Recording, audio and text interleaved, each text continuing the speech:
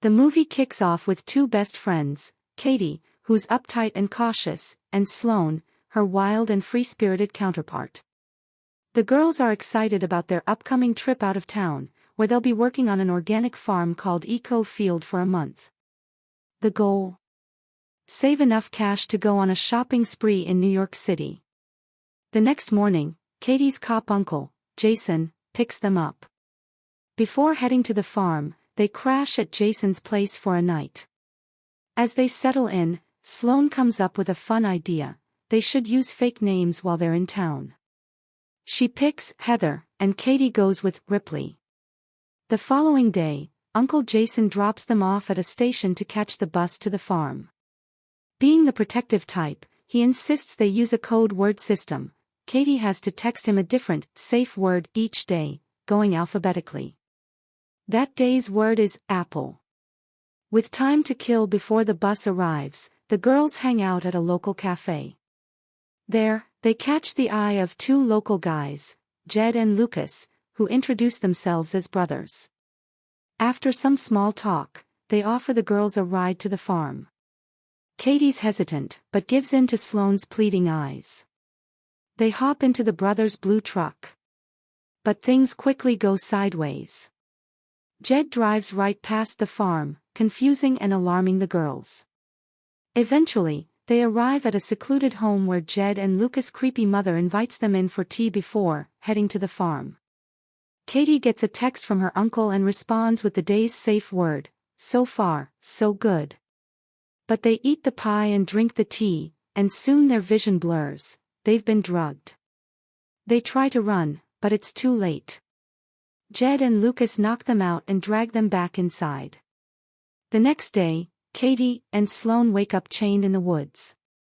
Jed tells them this is their new home and provides them with basic supplies like clothes, a bed, and a toilet. Later, a man named Boris, Jed's boss, shows up.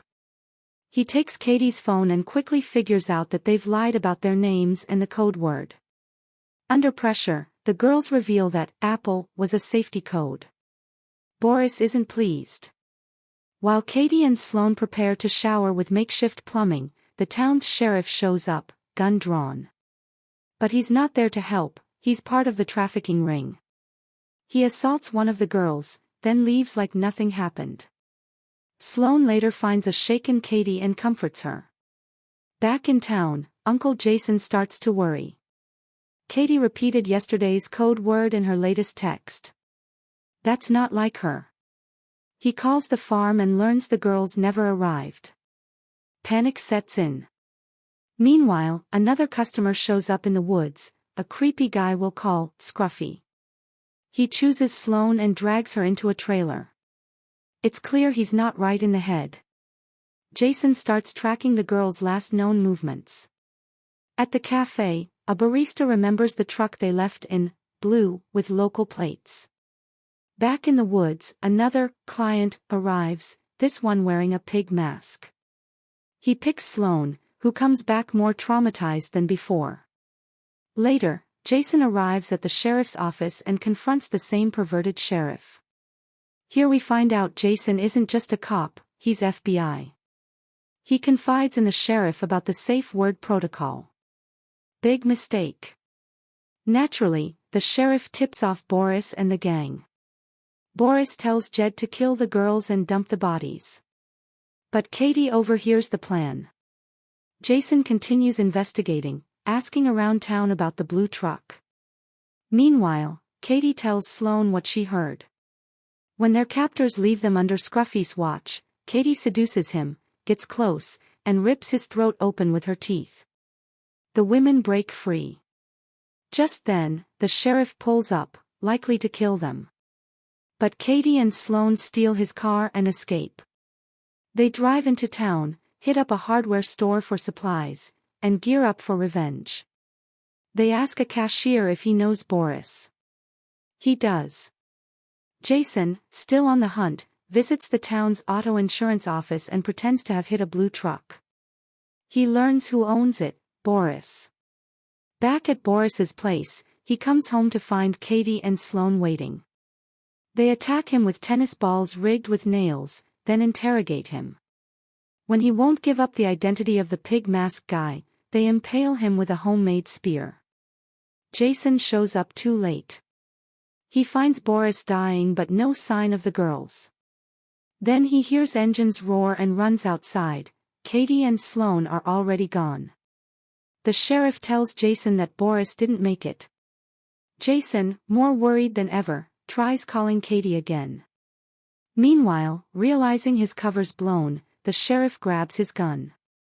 Katie and Sloane arrive at a church, and discover the pig mask guy is actually the town priest. Sloane confronts him. With Katie's help, they kill him. Later, they make another shocking reveal: the priest's body is chained to their truck. They douse him in gasoline and set him on fire before driving off. But the nightmare isn't over. Uncle Jason is captured by the sheriff, who's also holding 2 new girls hostage. Just in time, Katie and Sloane show up, tie the sheriff to a chair, and play Russian roulette with him. He begs for mercy, but Katie ends it with a headshot. They free the girls and tell them to release Jason. When he asks who killed the sheriff, the girls stay silent out of gratitude. Then comes the final act of vengeance. They pay a visit to Jed and Lucas' mother, drug her like she drugged them, and drag her to the basement where Jed is tied up. They beat him to death in front of her. Then they bring her to Lucas, who's also tied to a chair. They hand him a bat and tell him to beat his mother. When he refuses, they shoot him and stage the scene to look like a murder-suicide. Desperate, the mother begs for her life. Katie answers with a lawnmower, and ends her.